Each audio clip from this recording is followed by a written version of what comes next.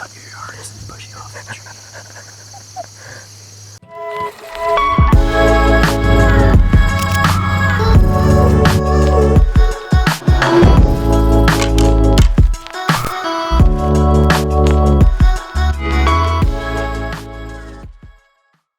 Kansas 80 year one. Not even a year ago, we purchased that property and transformed it, and we filmed it, shared it with you guys. So this is kind of a breakdown of how the year went for us, how we had some success, and how we also had some failures. Just educational for you guys. I guess if you've watched the whole Kansas 80 Land series, we're going to be repeating a lot of it, but this is kind of like a deep dive into why we think we found success in both October and November. Yep.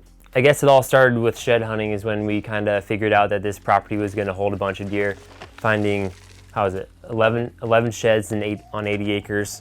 Kind of got us pretty amped for the fall. But fast forwarding, we didn't hunt basically at all in September. It was very, very light. We were out west getting our butts kicked. So we got back. Our first day of hunting was September 23rd. Yep. And it was slow. It was still warm. I mean, we're talking 75, 80 degrees at least. Yep. Still really warm. We hunted the morning, evening. This first year, we kind of wanted to watch the property do its own thing, so we didn't make any dramatic changes. And I think that's kind of an important part of how we found success. We didn't go in there thinking we knew the property. We just went in there knowing we know nothing. And we kind of just laid back and let that first year happen, which was really hard for us because I remember early season, September 23rd, I was like, I have no idea what's happening. I have no idea where the deer movement is. I mean, our trail cameras were the slowest all time we've ever had. In September. Yeah. They were pretty slow. We had a couple big bucks show up, but yeah, overall it was definitely slow. Yeah, just pointing off of what Nate said, we just chose not to make any dramatic changes because we didn't want to influence the deer's natural movement that it's been the last 10, 15 years with that previous owner. So yeah, we kind of just wanted to keep our hands off it. But a week after we got back from Colorado, my son arrived. That kind of took my attention, obviously, for a while. But my wife did let me sneak away. Just 1 week later, October 3rd, we noticed that there was going to be a dramatic temperature change. Whether you believe in cold fronts or not, we just know that temperature changes and weather changes just seem to get deer up on their feet. Yeah. So we knew that this is something we had to take advantage of. I think it was close to 90 degrees that Tuesday, Wednesday, and then it was going to be low 40s in the morning, evening on that Thursday. So we were like, we need to get down to Kansas and see if we can kill something early. We hadn't had a daylight buck pick yet. We had one shooter maybe, on two shooters on camera maybe, but we had literally a handful of buck pictures from the whole summer and into September and stuff. So we weren't hunting any specific buck that was timed or anything. We were just going there totally hunting the weather. And like I said, I think one good thing we did early season was we were out west hunting, but we also didn't check any other trail cameras. We didn't go into the property, do anything intrusive. We have Spartan trail cameras, those cellular cameras, which I think were a huge tool to our success this last year. But we'd play it off of those, but really we weren't hunting any specific buck. That time in October, we were hunting food source and cold front.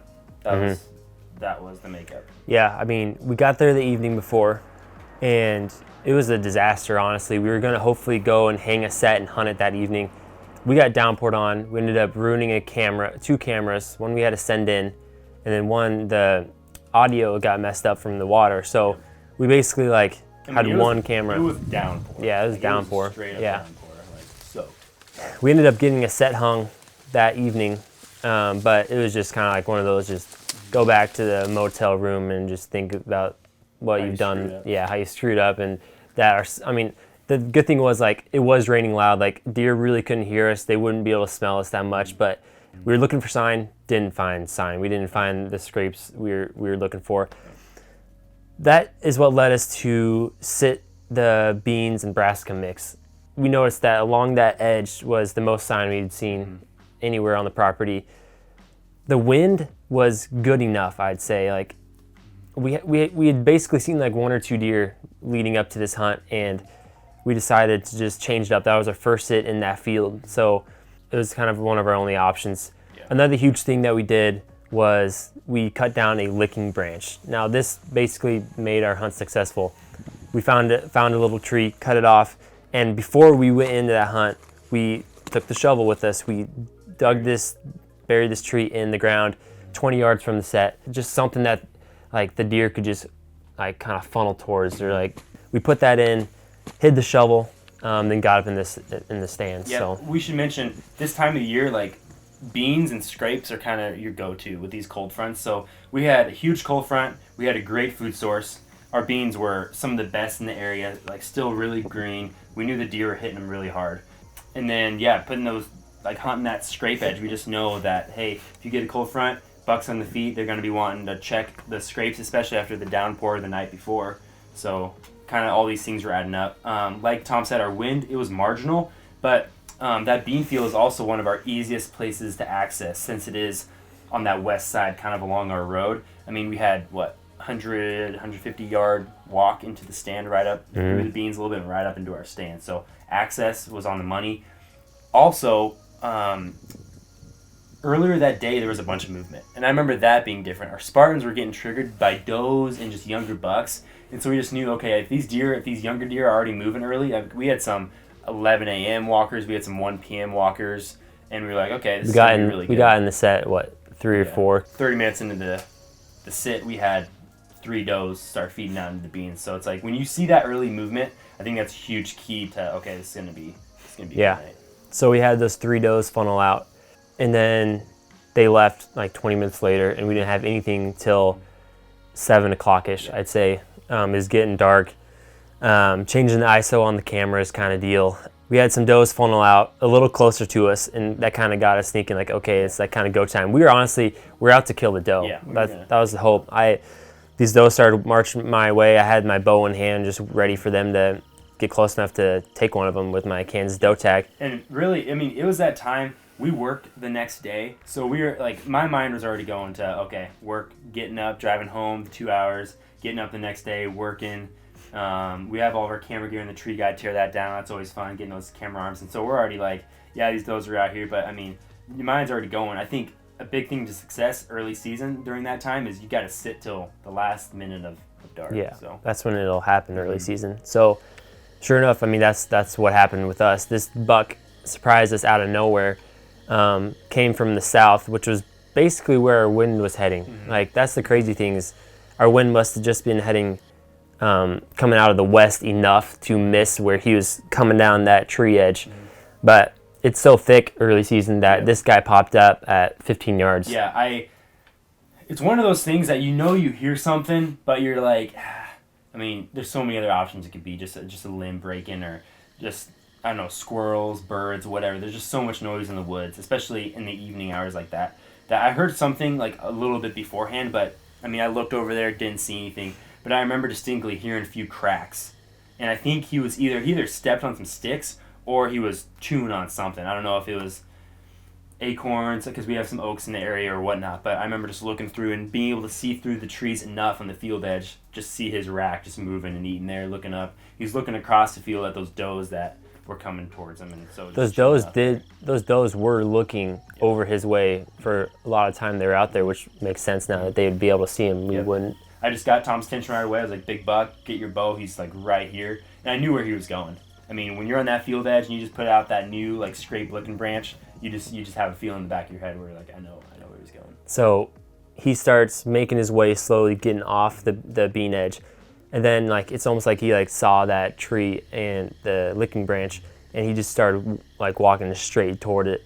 I was worried because once he gets there, like we're kind of exposed in the tree. It's not like we're super high up. Like we just like kind of shoved ourselves in a thorny honey locust, so it like we couldn't go up super high. We're kind of exposed once he gets past that turn when he started walking out. Like if he would have done a head turn, I mean, it was pretty dark, but you just don't want to risk it with my movement and stuff. So I draw just as he's kind of getting out of the last couple leaves in my line of sight. I draw, and as soon as he makes a couple steps out, I don't even let him get to the licking branch. I shoot him at 15 yards, and you just shot him out. No stop, which I think was a good call on your part, because if you grunted a buck that close, you could startle him easy. So I mean, usually walking shots are risky, but when he's at 15 yards doing a slow walk, Yeah. do it all day. Yeah, it's a perfect heart shot. We saw him tip over. It was kind of an awesome scene just watching him sun setting in our bean field, that our first food plot, watching this big mature buck on this new property that we thought we didn't have figured out. We still are figuring it out, but it was definitely an amazing feeling. Yeah. I mean, it was so fast that we were continually reminding ourselves like what we just did. Because I mean, from seeing the buck to shooting it was a few minutes maybe. Yeah, maybe. And I mean, we were, like I said, the mindset was already like, all right, tomorrow packing up all this stuff. So when it like changes dramatically like that, and you have a 150-inch buck just falling over 100 yards away from you, you're like, okay, Yeah. that's good stuff. But, We didn't know this buck. We eventually figured it out Yeah. that he was one of our summer bucks. from the brow tines. Yeah, from the brow tines and just from the different sides. Yeah. His left side's smaller. I don't know if I was thinking like his right G2 is so much taller than his left G2. I wondered if maybe an injury when he was younger or something. He was definitely homebody, one of the only deer we had pictures of in July and stuff like Yeah. that. So This guy in his trail cam picture was running around with our number one yeah, in all the photos that he was in. You wonder if he was in the area that evening. I mean, I don't think he let this buck walk, but No. he could have been 10 steps behind and we didn't know. I mean, I don't know if that's a mistake though, because then if you wait 5 seconds more, he looks up in the tree, you Yep. bust, and you're like, well, what the heck? Yep. But I mean, as far as mistakes go, I don't know. I think like staying in the frame of mind of it can always happen is a huge thing. Yeah, we definitely weren't really there. I mean, Yeah. we thought the hunt was over. That's Yep. definitely a mistake we made. Yep. So in closure, what I would say is having some hope early season. It's probably honestly the hardest time to hunt whitetails. Yeah. It's just so hit or miss. Have hope, get in stand, hunt. Weather changes. Whether honestly, if it's a rise in temperature, or if it's a decrease, everybody's different. Moons, whatever you kind of believe in, I guess. Trust your summer work, and I don't know, stand time. Yep. You got anything to add? I would say, I mean, take advantage of those little trips. Like we had work that day that Yep. we went down there, and then the day after. So we just had this one day of weather change where we just like take advantage of it, make that happen. And then other than that, I would just say, stay hopeful, stay positive about it, because you just never know when that's going to happen, and trust the work that you've done and the puzzle that you're putting together with it all. So Thanks for checking out the breakdown of the Kansas 80 buck number if one. you haven't seen the episode, go check out Kansas 80 episode 5 payoff.